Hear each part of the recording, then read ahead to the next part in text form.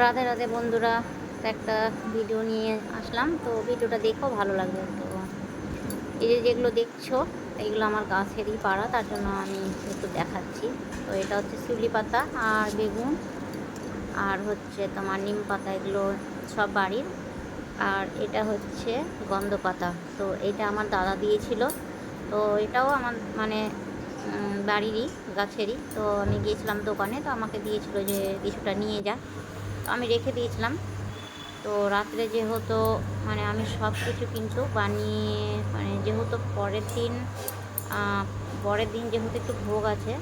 তো ভোগ বলতে কি তেমন কিছু না, মানে এই মাসে যে দিতে হয় 33 রকমের, যে ঠাকুরের কাছে দিতে হয়। তো তার জন্য আমি মানে ছোট করে একটা ছোট, মানে খুবই ছোট, মানে তেমন কাউকে হয়তো বলিও নি। আর শুধু যাকে দিয়ে ভোগটা দোয়াবো, মানে সে এসেছিল। তো ওই জন্য ভাবলাম যে যেহেতু আমি এতটা রকমের রান্না যেহেতু করতে হবে, ঠাকুরকে দিতে হবে, তো আমি তাকে দিয়েই ভোগটা দিই। তো তার জন্য আমি ছোট করে কিন্তু সব কিছু করেছি আয়োজন। আর যেহেতু ছোট হলেও আমাকে সময়টা তো একই লাগবে রান্নাবাড়ি করতে, আর যাই হোক।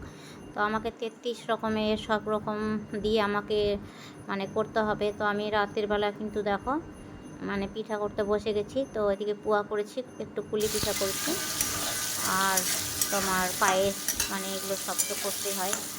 আর পরের দিন দেখো সকাল থেকে আমি কিন্তু বসে গেছি রান্না করতে। আগে সকালে পুজোটা করে নিয়েছি, পুজো করে আর কিছুটা মানে ধোয়ার ছিল, সব সবজিগুলো ধুয়ে ধুয়ে আর মশলা আমি আগের দিনই সব করে রেখেছিলাম। আর দেখো একটু সবজিগুলো কেমন একটু মানে কালচে টাইপের চলে এসছে, যেহেতু আগের দিন রাত্রে আমি সব বানিয়ে রেখেছি। আর এখন গরমের দিন, আর রান্না করতে করতে হঠাৎ করে দেখো কি বৃষ্টি চলে এসছে, বৃষ্টি আর ঝড়।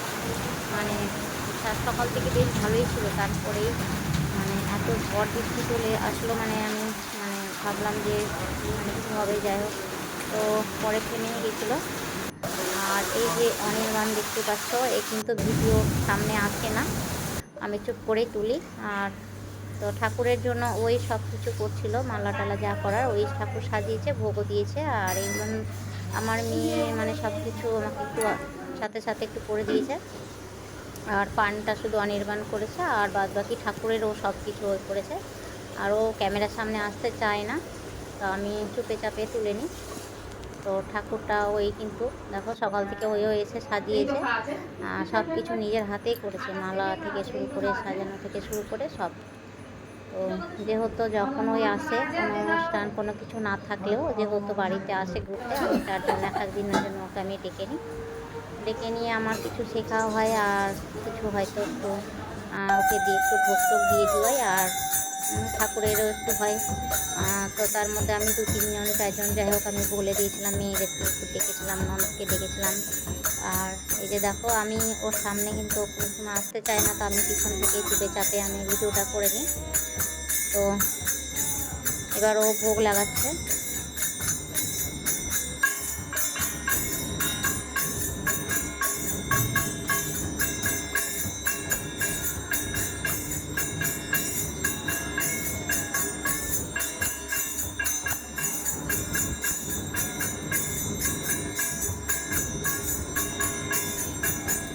যেহেতু এখানে থাকে না, থাকতে গেলে হয়তো আমার আর একটু সুবিধা হতো, কারণ অনেক কিছু আরও শেখা হতো।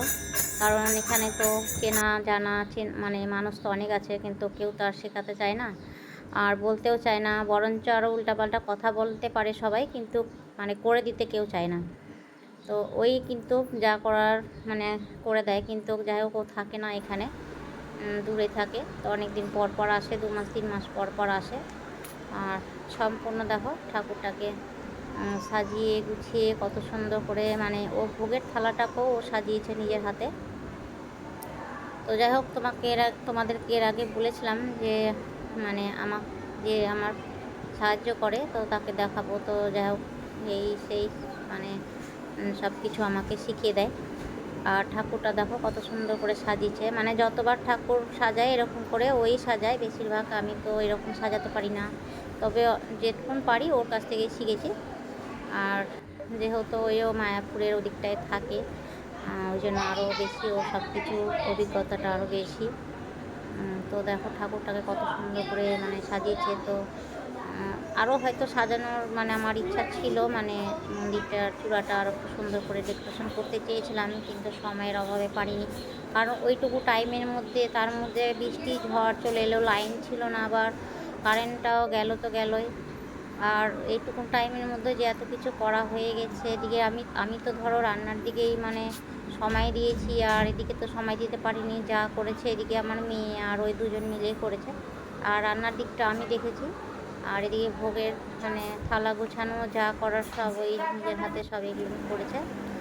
আর সবার শেষে দেখো আমি তো মানে ক্লান্ত, সারাদিন মানে ভোর থেকে উঠে একভাবে একা হাতে সব কিছু দেখাশোনা করা। তারপরে সবাই চলে গেছে, তো আমি আবার একটু বসলাম। যেহেতু চুলটা আমার ভিজা ছিল, তো চুলটা ছেড়ে একটু ঠাকুরের ঘরের সামনে একটু বসলাম, যে একটু চুলটা শুকাক, আবার তো সন্ধ্যা লেগে গেলে আবার সন্ধ্যা দিতে হবে।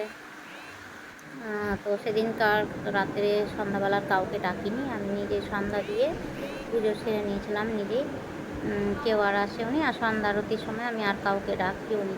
কারণ মানে সারাদিন খাটাখাটনির পর শরীরটা একটু ক্লান্ত হয়ে যায়। তো যাই হোক, আমি একা একাই সব কিছু করে নিয়েছিলাম। তো যাই হোক, ভিডিওটা কেমন লাগলো? রাধে রাধে।